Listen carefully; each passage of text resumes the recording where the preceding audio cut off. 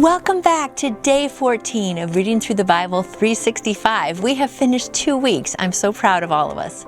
We today are looking at Joshua. Joshua is in the Old Testament. The verses I love in Joshua, I color in purple because it's part of the Judges or historical part of the Bible. Now Jericho was tightly shut up because of the Israelites. No one went out and no one came in.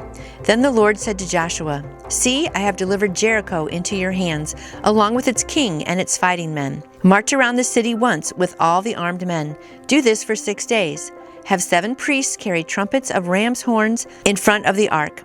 On the 7th day, march around the city 7 times, with the priests blowing the trumpets. When you hear them sound a long blast on the trumpets, have all the people give a loud shout. Then the wall of the city will collapse, and the people will go up, every man straight in." Now, on the one hand, this might sound like not such a good plan. We're not really going to fight right away. We're going to be marching around and blowing a trumpet, but they trusted God, and this plan worked.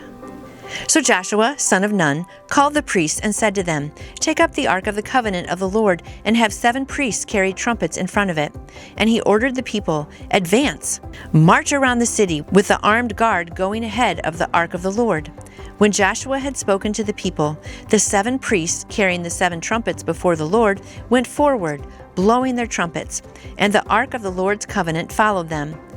The armed guard marched ahead of the priests, who blew the trumpets, and the rear guard followed the ark. All this time the trumpets were sounding, but Joshua had commanded the people, "Do not give a war cry. Do not raise your voices. Do not say a word until the day I tell you to shout. Then shout." So he had the ark of the Lord carried around the city, circling it once. Then the people returned to camp and spent the night there. Joshua got up the next morning, and the priests took up the ark of the Lord. The 7 priests, carrying the 7 trumpets, went forward, marching before the ark of the Lord and blowing the trumpets. The armed men went ahead of them, and the rear guard followed the ark of the Lord, while the trumpets kept sounding. So on the 2nd day, they marched around the city once, and returned to the camp. They did this for 6 days. On the 7th day, they got up at daybreak and marched around the city 7 times in the same manner, except that on that day, they circled the city 7 times. The 7th time around, when the priest sounded the trumpet blast, Joshua commanded the people, "Shout, for the Lord has given you the city. The city and all that is in it are to be devoted to the Lord. Only Rahab." Remember Rahab from a couple chapters ago? She was the faithful prostitute that hid the spies, let them down out through a rope, and then she tied that scarlet cord, and so she is going to be saved. Only Rahab, the prostitute, and all who were with her in her house will be spared, because she hid the spies we sent. But keep away from the devoted things, so that you do not bring about your own destruction by taking any of them. There he's talking about the idols. Don't take idols. Otherwise, you will make the camp of Israel liable to destruction and bring trouble on it. All the silver and gold and all the articles of bronze and iron are sacred to the Lord and must go into his treasury. When the trumpet sounded, the people shouted, and at the sound of the trumpet, when the people gave a loud shout, the wall collapsed, so every man charged straight in, and they took the city. They devoted the city to the Lord and destroyed with the sword every living thing in it, men and women, young and old, cattle, sheep, and donkeys. Joshua said to the 2 men who had spied out the land, "Go into the prostitute's house and bring her out and all who belong to her, in accordance with your oath to her." So the young men who had done the spying went in and brought out Rahab, her father and mother, and her brothers, and all who belonged to her. They brought out her entire family and put them in a place outside the camp. Then they burned the whole city and everything in it. But they put the silver and gold and the articles of bronze and iron into the treasury of the Lord's house. But Joshua spared Rahab the prostitute, with her family and all who belonged to her, because she hid the men Joshua had sent as spies to Jericho, and she lives among the Israelites to this day. At the time, Joshua pronounced this solemn oath: "Cursed before the Lord is the man who undertakes to rebuild this city, Jericho. At the cost of his firstborn son, he will lay its foundations, and at the cost of his youngest, he will set up its gates." So the Lord was with Joshua, and his fame spread throughout the land. I love this commentary on Joshua 6, verse 3. God commanded Joshua to have 7 priests carry 7 ram's horns, trumpets. They and all the men were to march around the city 1 time every day for 6 days. Then on the seventh day, they were to march 7 times. After the final lap around the city, the priests were to blow the trumpets, and the men were to shout. Then the wall would collapse in such a way that the invaders could go straight in and take care of business. You'd have to be asleep not to notice the repetition of the number 7 in these verses. In Scripture, 7 is the number of completion. God created the world in 6 days and rested on the 7th. The 7 churches of Revelation represent all churches. As Revelation continues, the 7 seals are opened, the 7 trumpets sound, and the 7 bowls are poured out, all indicating the completion of God's work. So in these instructions, God was emphasizing to Joshua that he must follow the instructions completely if he wanted God to bring down his problem supernaturally. Don't miss that truth. And then I love this next commentary. A careful reading of Joshua chapter 6, verses 6 to 15, reveals that Joshua and the people did exactly what the Lord told them to do. We don't know what the people of Jericho thought about this 7-day parade, but Israel was faithful to obey God. On the 7th day, the priests blew the trumpets, and Joshua ordered, "Shout, showtime!" And at that moment, the wall collapsed. Immediately thereafter, the troops advanced into the city, each man straight ahead. God had turned the barrier that stood in their way into a pathway of stepping stones leading to their goal. But he didn't do it without their involvement. The author of Hebrews says, "By faith the walls of Jericho fell." Hebrews 11:30. To be a person of faith, then, doesn't mean sitting around doing nothing. It requires acting on that faith, trusting that what God says, he will do. By faith, Israel followed divine instruction and saw supernatural results. And that's true. God just isn't going to do things. He wants to work through us, which is really an honor. And so when he tells us to do something, let's be faithful to do it, even though it might seem silly. I'm sure they thought, we're going to parade once around, and then again, we're doing this for 6 days, and on the 7th day, we're going to do it 7 times. I mean, they may have had a little doubt. They might have looked kind of silly parading around, and I'm sure the people inside the walls thought, what is going on? But when that last trumpet blast, and the shout came, and the walls came tumbling down, the people inside knew that the people outside were followers of God and that God was on their side. And only Rahab escaped. Joshua chapter 7, Achan's sin. But the Israelites acted unfaithfully in regard to the devoted things. Achan, son of Carmi and son of Zimri, the son of Zerah, of the tribe of Judah, took some of them, so the Lord's anger burned against Israel. Now Joshua sent men from Jericho to Ai, which is near Bethaven, to the east of Bethel, and told them, "Go up and spy out the region." So the men went up and spied out Ai. When they returned to Joshua, they said, "Not all the people will have to go up against Ai. Send 2,000 or 3,000 men to take it, and do not weary all the people, for only a few men are there." So about 3,000 men went up, but they were routed by the men of Ai, who killed about 36 of them. They chased the Israelites from the city gate as far as the stone quarries and struck them down on the slopes. At this, the hearts of the people melted and became like water. They're thinking, what happened to God's blessing? Then Joshua tore his clothes and fell face down to the ground before the ark of the Lord, remaining there till evening. The elders of Israel did the same and sprinkled dust on their heads. And Joshua said, "Ah, sovereign Lord, why did you ever bring this people across the Jordan to deliver us in the hands of the Amorites to destroy us? If only we had been content to stay on the other side of the Jordan." Uh-oh, here comes the whining. "Oh Lord, what can I say now that Israel has been routed by its enemies? The Canaanites and the other people of the country will hear about this, and they will surround us and wipe out our name from the earth. What then will you do for your own great name?" The Lord said to Joshua, "Stand up. What are you doing down on your face? Israel has sinned. They have violated my covenant, which I commanded them to keep.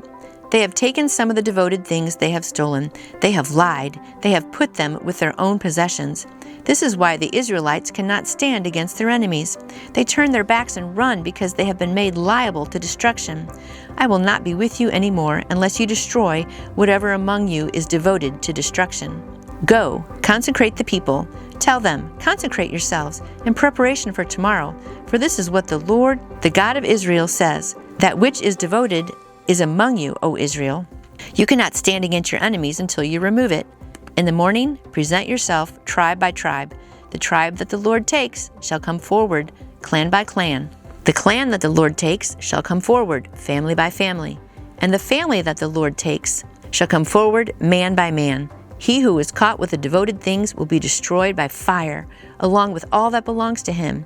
He has violated the covenant of the Lord and has done a disgraceful thing in Israel. So God knows that one man has sinned by taking the idols, and so he's going to bring them forward by tribes and clans and families and then men just to see who it is. And this is why it's so important to be confessing our sins to God. Early the next morning, Joshua had Israel come forward by tribes, and Judah was taken. The clans of Judah came forward, and he took the Zerahites. He had the clan of Zerahites come forward by families, and Zimri was taken. Joshua and his family came forward, man by man, and Achan, son of Camri, son of Zimri, the son of Zerah, of the tribe of Judah, was taken. And Joshua said to Achan, "My son, give glory to the Lord, the God of Israel, and give him the praise. Tell me, what have you done? Do not hide it from me." Achan replied, "It's true, I have sinned against the Lord, the God of Israel. This is what I have done. When I saw in the plunder a beautiful robe from Babylonia, 200 shekels of silver, and a wedge of gold weighing 50 shekels, I coveted them and took them. They are hidden in the ground inside my tent, with the silver underneath." So Joshua sent messengers, and they ran to the tent, and there it was, hidden in the tent, with the silver underneath. They took the things from the tent, brought them to Joshua and all the Israelites, and spread them out before the Lord. Then Joshua, together with all Israel, took Achan, son of Zerah, the silver, the robe, the gold wedge, his sons and daughters, his cattle, donkeys and sheep, his tent, and all that he had, to the valley of Achor. Joshua said, "Why have you brought this trouble on us? The Lord will bring trouble on you today." Then all Israel stoned him, and after they stoned the rest, they burned them. Over Achan they heaped up a large pile of rocks, which remains to this day. The Lord turned from his fierce anger. Therefore that place has been called the Valley of Achor ever since. I like this commentary that explains a little bit more about this situation. Some may consider this judgment too severe. We must be careful not to soft-pedal Achan's sin. He willfully violated God's covenant with Israel, disobeyed a clear prohibition, stole what belonged to the Lord, brought a curse on the nation, and was responsible for the deaths of 36 innocent men. And he invited all of these consequences simply so that he could enrich himself with a few trinkets. The lesson here is this: be careful not to take your own sin lightly. That's good. I need to hear that. We're going to read that one more time. The lesson here is this: be careful not to take your own sin lightly. Though God does not call down fire and brimstone today, see Genesis 19:24 and 25, he still shows his wrath against sin by letting people experience the consequences of their sinful choices. And in this case, which is true for a lot of our sin, it not only involves us, but it involves other people, right? He was responsible for them losing that next little war that they went to, and 36 men died because of his sin. And then, because of his sin, he and his wife, all his children, they were all stoned. And then all his animals and sheep, they were also killed. Everything put in a big heap and then burned. So in the end, those few little trinkets that he stole, he ended up losing anyway, and he lost his life, and his whole family lost their lives. So God just wants us not to sin because it's what's best for us. So the lesson here is, when God gives a command, follow that command. Don't take what's not yours, and just always give praise to God and follow his ways. And that is the way to have the best life on this earth. Chapter 8, I destroyed. Then the Lord said to Joshua, "Do not be afraid, do not be discouraged." There it is again, don't be discouraged. "Take the whole army with you and go up and attack Ai, for I have delivered you into the hands of the king of Ai, his people, his city, and his land. You shall do to Ai and its king as you did to Jericho and its king, except that you may carry off their plunder and livestock for yourselves. Set an ambush behind the city." So Joshua and the whole army moved out to attack Ai. He chose 30,000 of his best fighting men and sent them out at night with these orders: "Listen carefully. You are to set an ambush behind the city. Do not go very far from it. All of you be on alert. I and all those with me will advance on the city. And when the men come out against us, as they did before, we will flee from them. They will pursue us until we have lured them away from the city, for they will say, 'They are running away from us as they did before.' So we will flee from them. You are to rise up and ambush and take the city. The Lord your God will give it into your hand. When you have taken the city, set it on fire. Do what the Lord has commanded. See to it, you have my orders." And I believe they did everything exactly as God said, because from now on, they're not going to disobey any of God's orders. Then Joshua sent them off, and they went to the place of ambush. And they lay in wait between Bethel and Ai, to the west of Ai. But Joshua spent that night with the people. Early the next morning, Joshua mustered his men, and he and the leaders of Israel marched before them to Ai. The entire force that was with them marched up and approached the city and arrived in front of it. They set up camp north of Ai, with the valley between them and the city. Joshua had about 5,000 men and set them in ambush between Bethel and Ai to the west of the city. They had the soldiers take up their positions, all those in the camp to the north of the city and the ambush to the west of it. That night Joshua went into the valley. When the king of Ai saw this, he and all the men of the city hurried out early in the morning to meet Israel in battle at a certain place overlooking the Arabah. But he did not know that an ambush had been set against him behind the city. Joshua and all Israel let themselves be driven back before them, and they fled toward the desert. All the men of Ai were called to pursue them, and they pursued Joshua and were lured away from the city. Not a man remained in Ai or Bethel who did not go after Israel. They left open the city and went in pursuit of Israel. Then the Lord said to Joshua, "Hold out toward Ai the javelin that is in your hand, for into your hand I will deliver the city." So Joshua held out his javelin toward Ai. As soon as he did this, the men in the ambush rose quickly from their position and rushed forward. They entered the city and captured it and quickly set it on fire. The men of Ai looked back and saw the smoke of the city rising in the sky, but they had no chance to escape in any direction, for the Israelites who had been fleeing toward the desert had turned back against their pursuers. For when Joshua and all Israel saw that the ambush had taken the city and that the smoke was going up from the city, they turned around and attacked the men of Ai. The men of the ambush came out of the city against them, so they were caught in the middle, with Israelites on both sides. Israel cut them down, leaving them neither survivors nor fugitives. But they took the king of Ai alive and brought him to Joshua.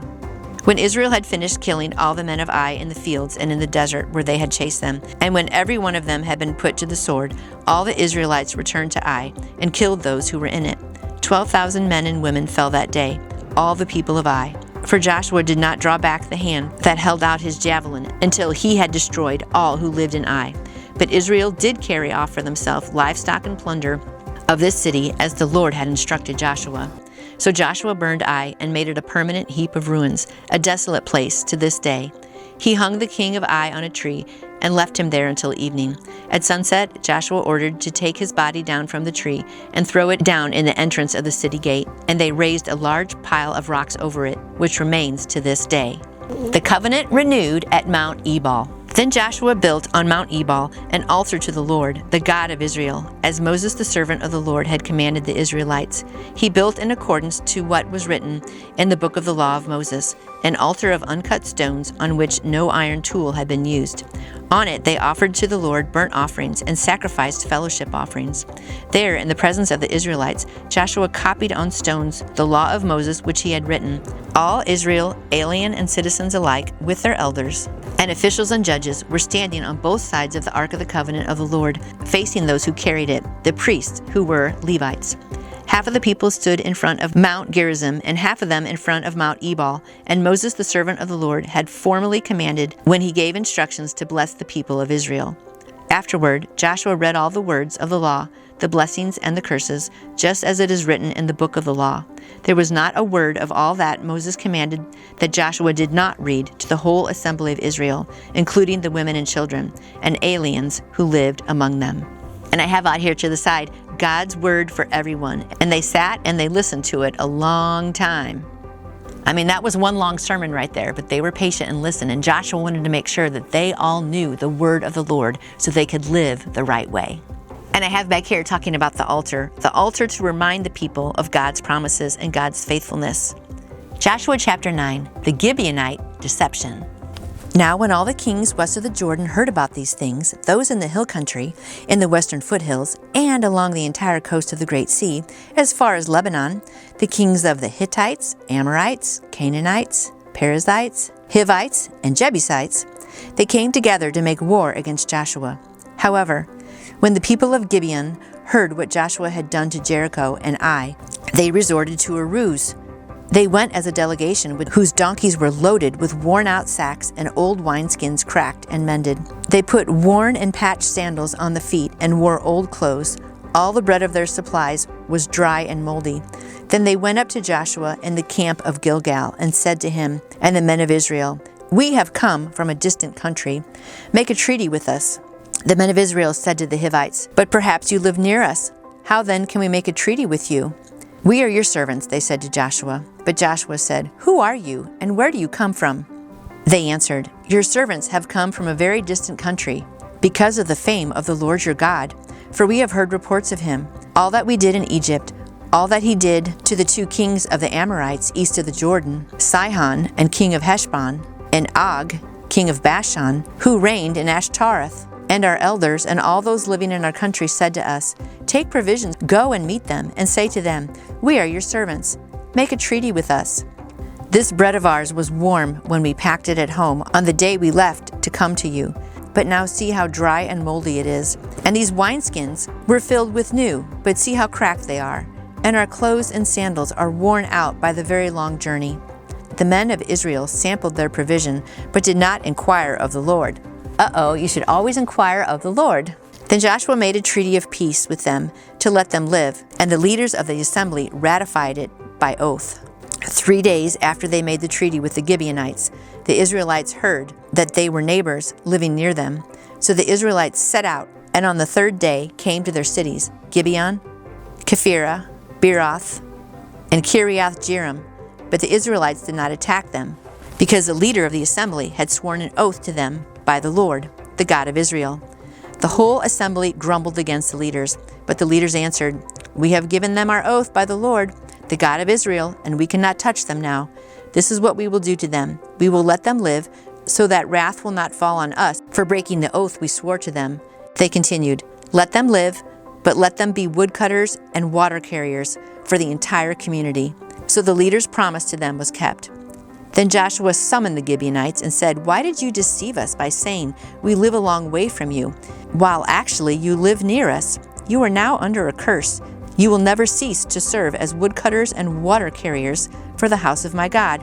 They answered Joshua, "Your servants were clearly told how the Lord your God had commanded his servant Moses to give you the whole land and to wipe out all its inhabitants before you. So we feared for our lives because of you, and that is why we did this. We are now in your hands." Joshua saved them from the Israelites, and they did not kill them. That day he made the Gibeonites woodcutters and water carriers for the community and for the altar of the Lord at the place of the Lord would choose. And that is what they are to this day. Joshua chapter 10, the sun stands still. I love this chapter. Now Adonizedek, the king of Jerusalem, heard that Joshua had taken Ai and totally destroyed it, doing to Ai and its king what he had done to Jericho and its king, and that the people of Gibeon had made a treaty of peace with Israel and were living near them. He and his people were very much alarmed at this because Gibeon was an important city, like one of the royal cities. It was larger than Ai, and its men were good fighters. So Adonizedek, king of Jerusalem, appealed to Hoam, king of Hebron, Purim, king of Jarmuth, Japhia, king of Lachish, and Debir, king of Eglon. "Come up and help me attack Gibeon," he said, "because it has made peace with Joshua and the Israelites." Then the 5 kings of the Amorites, the king of Jerusalem, Hebron, Jarmuth, Lachish, and Eglon, joined forces, and they moved up with all their troops and took up positions against Gibeon and attacked it. The Gibeonites sent word to Joshua in the camp of Gilgal, "Do not abandon your servants. Come up to us quickly and save us. Help us, because all the Amorite kings from the hill country have joined forces against us." So Joshua marched up from Gilgal with his entire army, including all the best fighting men. The Lord said to Joshua, "Do not be afraid of them. I have given them into your hand. Not one of them will be able to withstand you." After an all-night march from Gilgal, Joshua took them by surprise. The Lord threw them into confusion before Israel, who defeated them in a great victory at Gibeon. Israel pursued them along the road going up to Beth Horon and cut them down all the way to Azekah and Makkedah. And they fled before Israel on the road from Beth Horon to Azekah. The Lord hurled large hailstones down on them from the sky, and more of them died from the hailstones than were killed by the swords of the Israelites. I have a little note right here, and it says, God giving the victory. And sometimes God will intervene in our lives and do miraculous things, just to remind us that sometimes God will fight for us. They didn't even have to kill them with the swords because God hailed down on them and killed the people for them. On the day the Lord gave the Amorites over to Israel, Joshua said to the Lord in the presence of Israel, "O sun, stand over Gibeon." O moon, over the valley of Ajalon. So the sun stood still, and the moon stopped, till the nation avenged itself on its enemies. As it is written in the book of Jashar, the sun stopped in the middle of the sky and delayed going down about a full day. There has never been a day like it before or since, a day when the Lord listened to a man. Surely the Lord was fighting for Israel. Then Joshua returned with all Israel to the camp at Gilgal. That was a miraculous intervention. I mean, here goes the sun, and it just stopped almost for a full day. So they just kept fighting, and God was on their side. Now, he might not intervene quite as miraculously today for you and I, but he does intervene on our behalf. And it's important to pray for his provision and then to thank him and recognize when he does provide. 5 Amorite kings killed. Now the 5 kings had fled and hidden in a cave at Makkedah. When Joshua was told that the 5 kings had been found hiding in the cave at Makkedah, he said, "Roll large rocks up to the mouth of the cave and post some men there to guard it. But don't stop. Pursue your enemies, attack them from the rear, and don't let them reach their cities, for the Lord your God has given them into your hand." So Joshua and the Israelites destroyed them completely, almost to a man. But the few who were left reached their fortified cities. The whole army then returned safely to Joshua in the camp at Makkedah, and no one uttered a word against the Israelites. Joshua said, "Open the mouth of the cave and bring those 5 kings out to me." So they brought the 5 kings out of the cave, the king of Jerusalem, Hebron, Jarmuth, Lachish, and Eglon. When they had brought these kings to Joshua, he summoned all the men of Israel and said to the commanders who had come with him, "Come here and put your feet on the necks of these kings." So they came forward and placed their feet on their necks. Joshua said to them, "Do not be afraid, do not be discouraged. Be strong and courageous. This is what the Lord will do to all the enemies you are going to fight." Then Joshua struck and killed the kings and hung them on 5 trees, and they were left hanging on the trees until evening. At sunset, Joshua gave the order, and they took them down from the trees and threw them into the cave where they had been hiding. At the mouth of the cave they placed large rocks, which are there to this day. That day Joshua took Makkedah. He put the city and its king to the sword and totally destroyed everyone in it. He left no survivors, and he did to the king of Makkedah as he had done to the king of Jericho. Southern cities conquered. Then Joshua and all Israel with him moved from Makkedah to Libnah and attacked it. The Lord also gave that city and its king into Israel's hand. The city and everyone in it Joshua put to the sword. He left no survivors there. And he did to its king as he had done to the king of Jericho. Then Joshua and all Israel with him moved on from Libnah to Lachish. He took up positions against it and attacked it. The Lord handed Lachish over to Israel, and Joshua took it on the 2nd day. The city and everyone in it he put to the sword, just as he had done to Libnah. Meanwhile, Horam, king of Gezer, had come up to help Lachish, but Joshua defeated him and his army until no survivors were left. Then Joshua and all Israel with him moved on from Lachish to Eglon. They took up positions against it and attacked it. They captured it the same day and put it to the sword and totally destroyed everyone in it, just as he had done to Lachish. Then Joshua and all Israel with him went up from Eglon to Hebron and attacked it. They took the city and put it to the sword, together with its king, its villages, and everyone in it. They left no survivors. Just as at Eglon, they totally destroyed it and everyone in it. Then Joshua and all Israel with him turned around and attacked Debir. They took the city, its kings, and its villages, and put them to the sword. Everyone in it they totally destroyed. They left no survivors. They did to Debir and its king as they had done to Libnah and the king of Hebron. So Joshua subdued the whole nation, including the hill country, the Negev, the western foothills, and the mountain slopes, together with all their kings. He left no survivors. He totally destroyed all who breathed, just as the Lord, the God of Israel, had commanded. So you might think, oh my goodness, he's killing all these people, but he's doing what God commanded because God wanted to get rid of all the people that weren't worshiping him.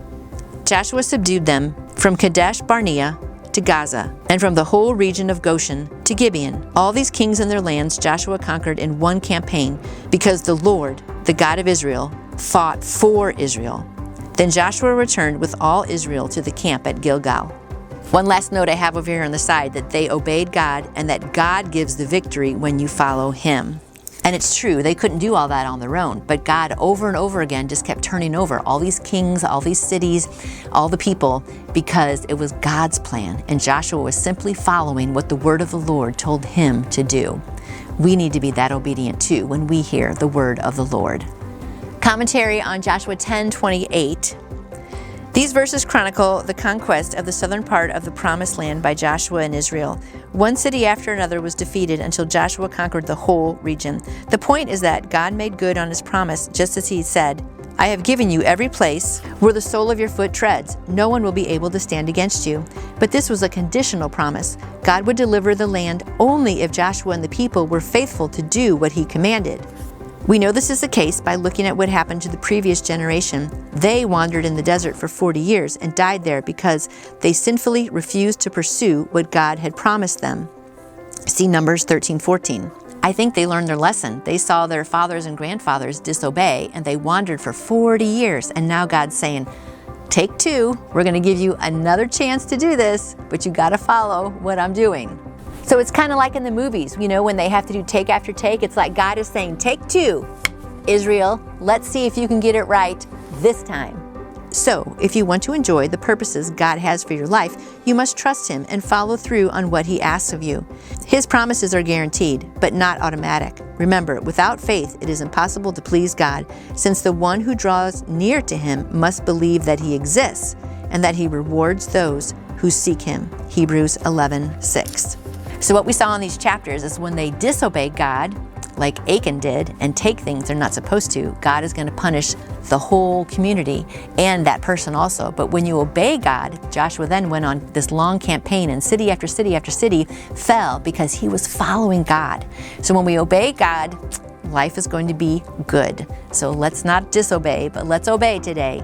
And I hope you come back again tomorrow for more of God's Word, because that teaches us what we're supposed to be doing and how to obey God. We'll see you tomorrow. And I would love to answer any question you may have about the Bible, about how to put your faith in Jesus. Just contact me through my website, nancyjoy2you.com, or you can email me at nancyjoy2you, that's the number 2 and the letter U, @gmail.com.